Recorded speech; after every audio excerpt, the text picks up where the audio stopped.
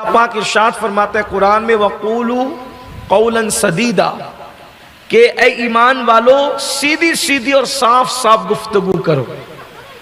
اگر تم سیدھی اور صاف گفتگو کرو گے یصلح لکم اعمالکم ویغفر لکم ذنوبکم. اللہ پاک ارشاد فرماتے ہیں کہ جب تم سیدھی سیدھی اور صاف صاف اور اچھی اچھی گفتگو کرو گے تو اللہ تمہارے اعمال کی اصلاح فرما دے گا اور اللہ تمہاری مغفرت فرما دے گا. اللہ تمہاری اعمال کی اصلاح بھی کرے گا اور تمہاری مغفرت فرما دے گا.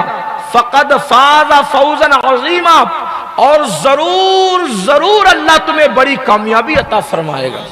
ضرور ضرور عطا یعنی کہ آپ کی زندگی کے فیصلے، آپ کی زبان کی گفتگو اگر صاف اور سیدھی ہے، آپ سیدھی گفتگو کریں، آپ صاف فیصلے کریں تو اللہ آپ کے اعمال کو درست کر دے گا. آپ کی بولی درست ہونی چاہیے، آپ کا انداز درست ہونا چاہیے، آپ کا فیصلہ درست ہونا چاہیے. آئیے اللہ کے رسول علیہ السلام، ابھی اعلان نبوت نہیں ہوا، اللہ کے رسول علیہ السلام نے نبوت کا اعلان نہیں فرمایا. اعلان نبوت کو ابھی 5 سال باقی ہے. اللہ کے رسول علیہ السلام بالکل شباب اور جوانی کے عالم میں ہے، بالکل مضبوط اور جو ہے وہ جوانی شباب پر ہے. اللہ کے رسول علیہ السلام کی عمر مبارک ابھی 35 سال کی ہے. اللہ کے رسول علیہ السلام و تسلیم کی عمر شریف 35 سال کی ہے.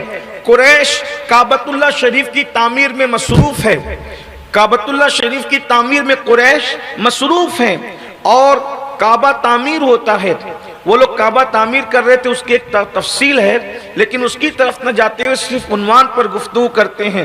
کعبہ قریش تعمیر کر رہے ہیں. تعمیر کرتے کرتے کعبۃ اللہ شریف کی دیواریں کمر تک آتی ہے اور کمر کے اوپر حجر اسود رکھنا ہے، کمر کے اوپر حجر اسود رکھنا ہے اور اوپر پھر دیوار تعمیر کرنا ہے.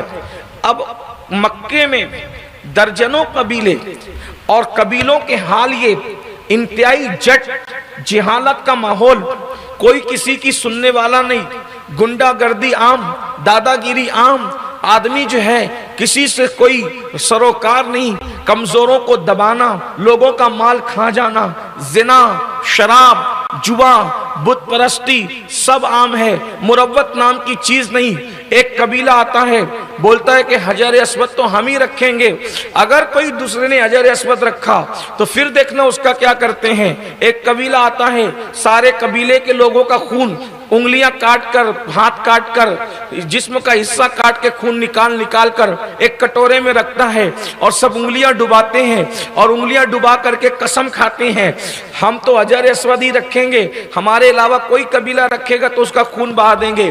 درجنوں قبیلے ایک حجر اسود رکھے کون. اور پھر حالات یہ کہ جو قوم گھوڑا آگے پیچھے ہونے پر، توجہ کریں عرب کا حال، مکے کا حال، گھوڑا آگے پیچھے ہونے پر جنگ شروع ہوتی ہے تو کیا ہوتا ہے، دونوں لڑتے ہیں، دونوں کا قبیلہ لڑتا ہے، قبیلے پورے لڑتے ہیں. یہ مر رہا ہے تو بیٹوں کو وصیت کر رہا ہے میں گھوڑا پیچھے ہونے کی وجہ سے فلاں سے لڑتا رہا، اگر تم میری اصلی اولاد ہے تو تم بھی لڑنا. اور پھر جب تم لڑتے لڑتے مرنے لگنا تو اپنی اولاد کو وصیت کرنا. یعنی صرف گھوڑا آگے پیچھے ہونے کی وجہ سے کئی صدیوں تک جنگ چل رہی ہے. اس کا تیر نشانے پہ لگ گیا، اس کا نہیں لگا، کئی صدیوں تک کئی صدیوں تک جنگ چل رہی ہے.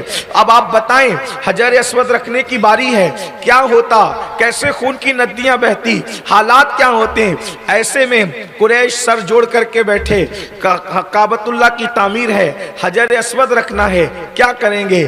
ایک بندے کی زبان پر ایک بات آتی ہے، دیکھو ایک کام کرتے ہیں، سب اپنے اپنے گھر چلے جاتے ہیں. حضور علیہ السلام کی عمر مبارک 35 سال کی ہے. لوگ کہتے ہیں سب اپنے، ایک تجربہ کار بڈھا کہتا ہے سب اپنے اپنے گھر چلے جاتے ہیں.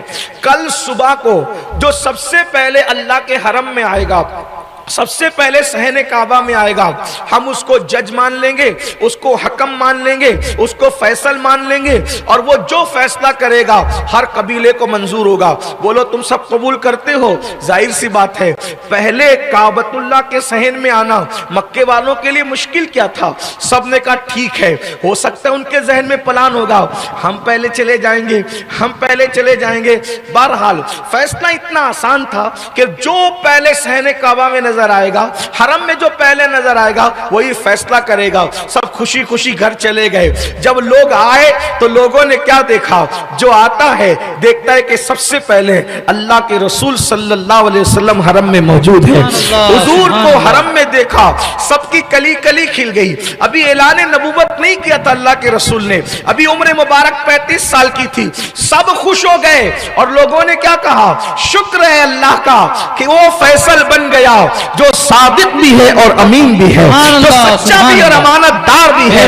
یعنی کہ اللہ اکبر، اللہ کی شان دیکھو، جو بعد میں پتھر برسانے والے ہیں وہ ان کے صادق و امین ہونے کا اعلان کر رہے ہیں، ان کے صادق اور امین ہونے کی گواہی دے رہے ہیں، ان کی سچائی کی گواہی دے رہے ہیں، اور سب مطمئن ہو گئے۔ اب آپ سے پوچھتا ہوں، اللہ کے رسول کا تعلق جو تھا وہ قبیلہ بنو ہاشم سے تھا۔ اب حضور علیہ الصلوۃ والتسلیم کو کیا فیصلہ کرنا ہے؟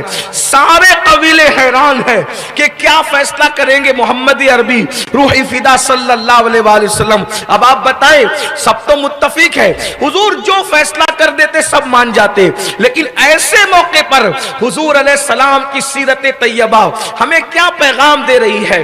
اور قوم کے درمیان جینے والے، محلوں کے پنچ، گھر کا ذمہ دار، ملک کا ذمہ دار، شہر کا ذمہ دار، علاقے کا ذمہ دار، یعنی اللہ نے جس کو بڑا بنایا ہے وہ ذرا دیکھے کہ بڑا پن کسے کہتے ہیں۔ اللہ اکبر، آج انسان کسی کو اگر کچھ دے دے وہ اپنے گھر کا دیکھتا ہے، اپنے بچوں کا دیکھتا ہے، اپنی برادری کا دیکھتا ہے، اپنے محلے کا دیکھتا ہے، اپنے خطے کا دیکھتا ہے، اپنے قبیلے کا دیکھتا ہے۔ مگر یہ رسول جو پوری کائنات کے لیے رحمت بن کر آئے تھے، جب میرے آقا علیہ السلام کو فیصلہ کرنا ہوا تو حضور علیہ السلام نے مکے میں جتنے قبیلے تھے سارے قبیلوں کے سردار کا نام لے لے کر کے بلایا، سب اٹھ کر کے آ گئے، اور حضور علیہ السلام نے اپنی مزمل و مدثر والی چادر کو بچھا دیا، اور چادر بچھانے کے بعد حضور نے اس کے اندر حجر اسود اپنے ہاتھ سے رکھا، اور پھر فرمایا سارے قبیلے کے لوگ یہ چادر کو ہاتھ لگا دے، سب اٹھا دے۔ مطلب یہ ہے کہ حجر اسود کسی نے نہیں رکھا اور حجر اسود سب نے رکھ دیا۔ سبحان اللہ، سبحان اللہ۔ حضور علیہ السلام کی سیرت کا انداز، فرمایا سب چادر کو ہاتھ لگاؤ، سب نے چادر اٹھایا اور جہاں تک دیوار تھی وہاں تک لے گئے۔ جب وہاں تک چادر پہنچی تو حضور علیہ السلام نے اپنے ہاتھ سے حجر اسود کو اٹھا کر اس کی جگہ پہ رکھ دیا، اور حضور علیہ السلام کی حکمت کی وجہ سے مکۃ المکرمہ کا وہ فتنہ جو صدیوں تک خون ریزیاں کرتا تھا، حضور علیہ السلام کی اس حکمت کی وجہ سے ہمیشہ کے لیے دم توڑ گیا۔